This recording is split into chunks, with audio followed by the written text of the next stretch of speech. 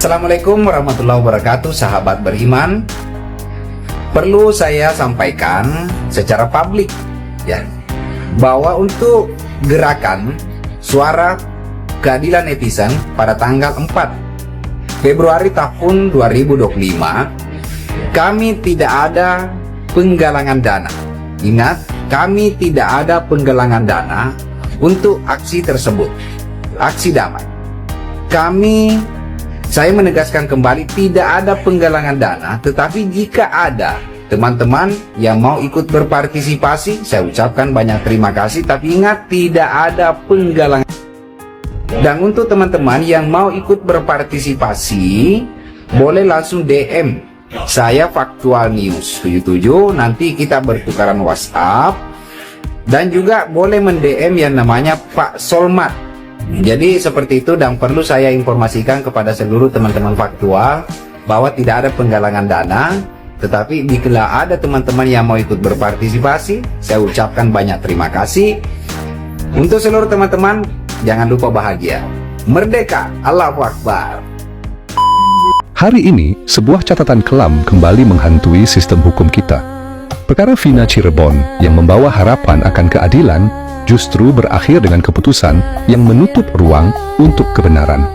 Mahkamah Agung, lembaga tertinggi yang seharusnya menjadi penjaga keadilan, memutuskan untuk menolak permohonan peninjauan kembali para terpidana.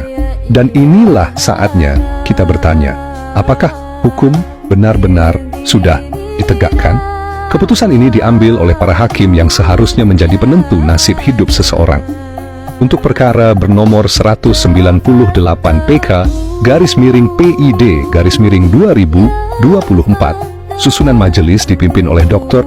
Burhan Dahlan, SH, MH, dengan Yohanes Ana, SH, MH, dan Sigit Triono, SH, MH, sebagai hakim anggota.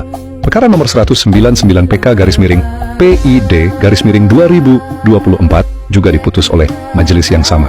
Sedangkan untuk perkara anak dengan nomor 1688 PK /Pitsus /2024 diputus oleh Hakim Tunggal Dr.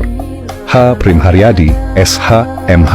Mereka inilah yang memutuskan bahwa permohonan PK para terpidana tidak memiliki dasar hukum yang kuat. Para hakim menyatakan bahwa tidak ada kekhilafan yuridis atau kekeliruan dalam putusan sebelumnya. Mereka menolak novum atau bukti baru yang diajukan oleh para terpidana. Padahal, bukti tersebut yang dikemukakan si persidangan faktanya mampu mengubah arah perkara ini. Apakah mereka benar-benar menilai bukti itu dengan saksama, ataukah mereka hanya berpaku pada prosedur tanpa peduli pada kebenaran substantif? Bukti baru yang diajukan oleh para terpidana ditolak dengan alasan tidak memenuhi syarat Pasal 263 ayat 2 KUHP. Tapi mari kita bertanya, apakah bukti itu benar-benar tidak relevan? Atau ada fakta penting yang diabaikan oleh para hakim? Ketika ruang untuk kebenaran ditutup, kemana lagi mereka harus mencari keadilan? Putusan ini mencerminkan lemahnya mereka memahami persoalan, tak punya nurani, bukan pengadil keadilan sejati. Para hakim yang memiliki kekuasaan penuh untuk membuka kembali perkara ini, memilih untuk mempertahankan status quo. Tidakkah mereka melihat bahwa hukuman seumur hidup adalah vonis yang terlalu berat jika ada keraguan sekecil apapun dalam pembuktian? Tidakkah mereka berpikir bahwa hukum yang tidak manusiawi adalah wajah lain dari kebiadaban? Burhan Dahlan, Yohanes Ana, Sigit Triono, dan Prim Haryadi, nama-nama ini kini tercatat dalam sejarah perkara Vina Cirebon. Namun, apakah putusan yang mereka buat benar-benar sudah mencerminkan nurani hukum? Ataukah mereka hanya menjadi bagian dari sistem yang terus melanggengkan keadilan semu? Keadilan adalah tentang keberanian untuk mengoreksi kesalahan, bukan sekadar mengulang prosedur yang kaku. Tapi hari ini, sistem hukum kita kembali gagal. Para terpidana yang tak bersalah tetap menjalani hukuman berat, dan keluarga mereka hanya bisa menanti di keajaiban yang tidak pernah datang. Apakah ini yang kita sebut keadilan?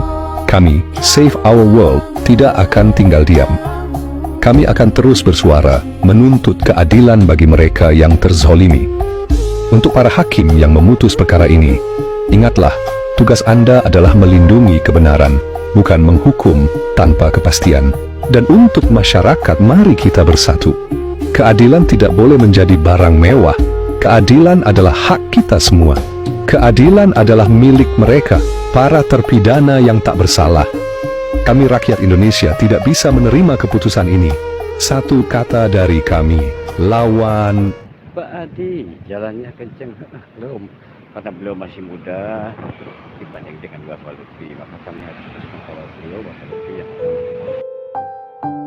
Aspirasi-aspirasi terhadap penegakan hukum yang tumpul, terhadap penegakan hukum yang betul-betul hanya berpihak kepada mereka-mereka yang punya uang, maka habislah kita semua. Maka dari itu teman-temanku semua, perbedaan aku terima dengan baik karena saya sadar kita adalah putra-putra terbaik Indonesia. Tujuan kita sama kok, pasti ingin melihat Indonesia ini baik dan berkeadilan. Cuma mungkin cara pandang dan pikiran kita saja belum sama, dan itu sesuatu yang biasa. Sehat selalu semuanya, para suhu, para kakak-kakakku, para netizen yang terhormat. Mungkin saya nggak bakalan bersuara yang kencang-kencang soalnya persiapan aja. Masalahnya tanggal 4 itu mepet gitu kan, nggak lama tanggal 4 itu.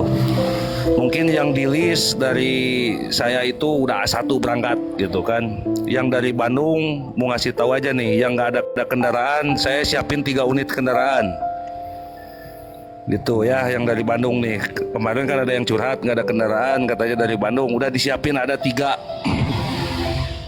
begitu. Itu teman-teman luar biasa sekali ya. Tukang nyuluh sudah menyiapkan 3 unit kendaraan yang memang posisinya bagi siapa kawan-kawan yang mau berangkat nanti agak sedikit kesulitan transportasi. Tapi saya yakin banyak juga nanti di Bandung. Saya cuman belum mau ngomong. Nanti saya suruh menghubungi Kang Agung, kalau seandainya ada yang mau berangkat bawa kendaraan juga bisa ikut bersama-sama. Nah, itu kan lebih keren ya.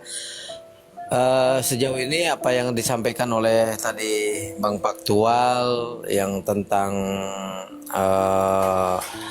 perkasa dan lain sebagainya sudah kita bahas semuanya di sini.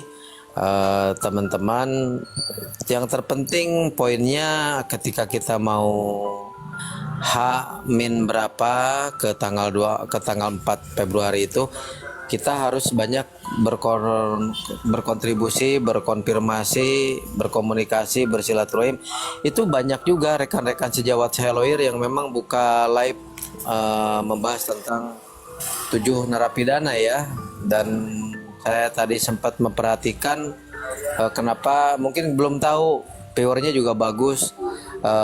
Bagi teman-teman netizen di bawah yang memang ada yang live, suarakan juga kepada mereka tentang aksi damai ini, karena semakin banyak dukungan semakin bagus ya. Tentunya nanti kita selektif ya, kita selektif.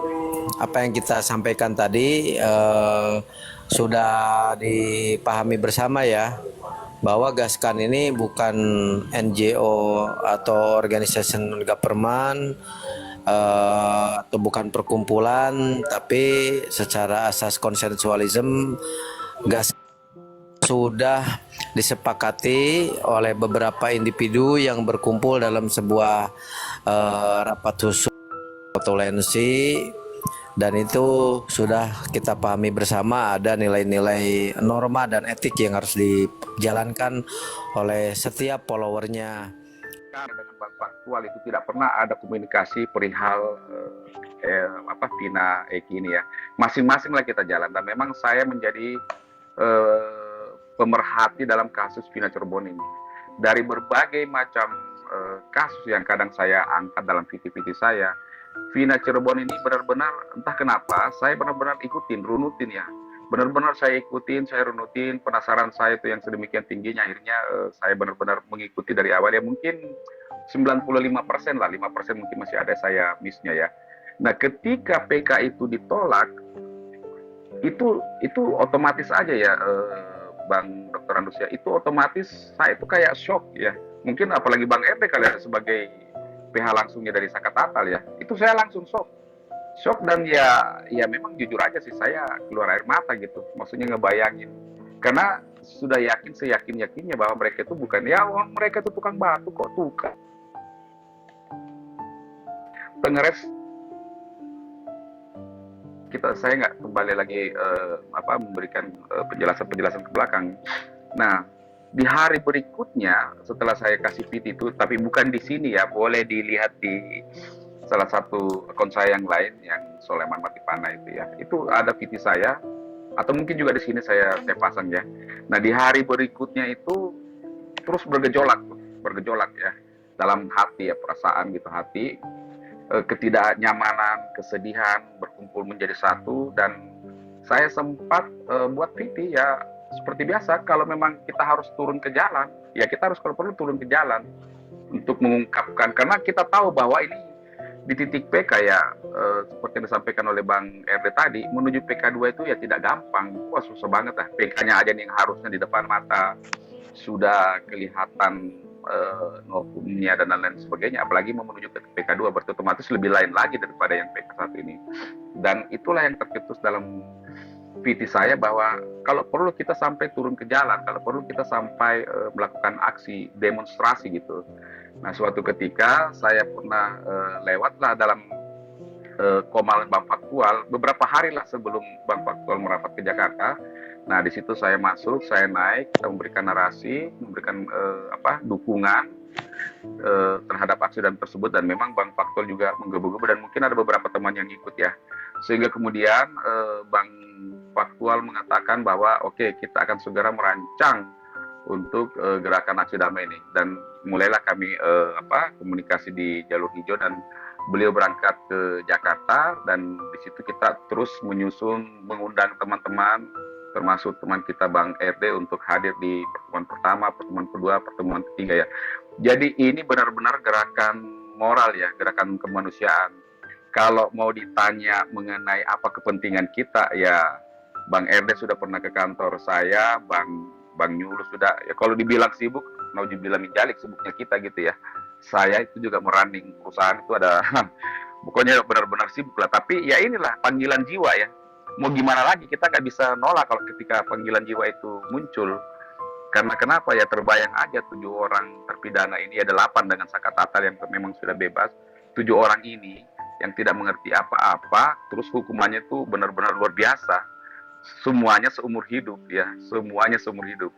Sehingga apa, tentu ini menimbulkan kemirisan yang luar biasa. Itu yang pertama. Kedua ya, kita kepada suatu kepentingan nasional, bahwa kita masih melihat bahwa penegakan hukum itu masih terus terjadi yang tidak sesuai dengan seharusnya, atau rasa keadilan masyarakat itu masih tercederai ya. Nah, inilah yang kemudian memberikan juga saya semangat, teman-teman ya, karena otomatis waktu saya itu pasti akan tergerus, tapi apa boleh buat, itulah konsekuensi daripada sebuah perjuangan. Kemarin saya lagi meeting, terus kemudian bergabung ke Cirebon, sampai di sana itu ya, itu ada Bang Faktual, ada Bang Gold, lalu lihat saya itu tumbang di sana gitu. Karena kenapa? Mungkin karena capek, kemudian masuk angin, ya kelelahan gitu ya, sampai harus di kero, istirahat sebentar, baru kemudian bisa beraktivitas lagi. Nah, inilah semuanya memang konsekuensi daripada perjuangan ya. Ya, teman-teman di kantor pun juga berpikir, Bapak kok sibuk sekali gini ya. Saya jelaskan kepada mereka, dan ya konsekuensi daripada sebuah perjuangan. Jadi begitu Bang Dr. Andus TV ya, bahwa kalau secara langsung saya pasti tidak ada kepentingan. Saya juga bukan PH-nya, saya juga bukan keluarga langsung daripada mereka, dan bahkan saya ini bukan konten kreator. Kalau Abang lihat VT-VT saya itu STD banget. Saya ambil video, saya posting langsung gitu, tanpa ada editan yang berlebihan gitu ya. Tetapi ini murni kepada panggilan jiwa. Mungkin karena ini saya benar-benar ikutin dari awal, benar-benar saya ikutin prosesnya, sehingga itu kecintaan, ketertarikan terhadap kasus ini memang menjadi lebih tinggi ya. Terlebih sedemikian banyaknya korbannya ya, sedemikian banyaknya terpidananya. Ada 8 orang ya, ada 8 orang, dan kalau kita melihat bagaimana mereka waktu di persidangan mengalami tekanan, mengalami pemukulan, orang itu orang polos semua kalau kita lihat ya. Bahkan kita lihat satu fenomena yang ya katakanlah itu unik ya, di mana seorang Saka Tatal berani ya dengan muka polosnya ya, kita juga bisa membaca dong kalau orang yang memang apa namanya itu mimik-mimik yang pemain, mimik-mimik yang punya strategi. Seorang Saka Tatal ya yang sangat polos, kelihatan ekspresi wajahnya, berani melakukan sumpah pocong ya. Ya memang ini di luar daripada konteks hukum, tetapi inilah kebudayaan lokal yang ada di daerah masing-masing. Saya yakin sih ya kalau orang yang punya hati, orang yang punya apa namanya itu agama yang baik, nggak berani tuh main-main dengan sumpah pocong gitu. Kalau ditantangin sumpah pocong, kalau dia memang pelakunya ya saya pasti yakinkan tidak akan berani melakukan itu. Sehingga itulah yang memanggil saya pribadi ya untuk bersama-sama dengan teman, Bang RD, terus kemudian Bang Kahar sih saya belum pernah ketemu, Bang Nyulu, dan teman-teman lah, ada Kasil, ada Bang Denis, dan Bang Yamin, dan semuanya yang menjadi tim yang sekarang ini. Dan mungkin nanti akan ada penambahan-penambahan daripada teman-teman, karena memang kita harus memperkuat apa namanya itu bagian-bagian ataupun divisi-divisi yang masih terus kita butuhkan, seperti yang tadi saya sampaikan di logistik dan lain sebagainya. Itu Bang, jadi dasar menjadi panggilan saya pribadi terhadap kasus ini ya, terhadap kasus ini, bahwa memang murni kepada rasa kemanusiaan, rasa keadilan yang terusik, sehingga kemudian mau berbuat. Bang, faktual pun juga kami tidak terlalu intens sebenarnya, walaupun satu suku ya. Kami tidak intens komunikasi, tetapi ya karena panggilan inilah kemudian kita dipersatukan, dan luar biasanya juga dipersatukan dengan Bang RD dan teman-teman yang lainnya gitu. Itu Bang Dokter. Saya akan membaca komentar yang di atas ini. Semoga dengan demo ini kasusnya cepat kelar. Nah, mari kita bantu doakan dan kita aminkan. Semoga cepat kelar. Nah, untuk masyarakat Indonesia, khususnya di tiap wilayah provinsi lainnya, dan khususnya yang dekat di Jakarta, mari kita rapatkan, bariskan, gaskan untuk hadir di gedung DPR RI nanti yang mau datang tanggal 4 Februari. Sumber langsung yang mau bertanya-tanya di akun Bapak Faktual News sama Bapak Gol sama Mr. Action. Nah, untuk teman-teman ya, mari kita bersama-sama. Yang tidak punya kesibukan ya, yang mau hadir dipersilakan. Gaskan ya, gaskan. Silakan gaskan teman-teman. Yang mau hadir ya. Baik itu emak-emak, pokoknya masyarakat semuanya. Ya, komunitas, organisasi, siapapun boleh. Sepenting tidak ada kesibukan. Terima kasih. Assalamualaikum warahmatullahi wabarakatuh.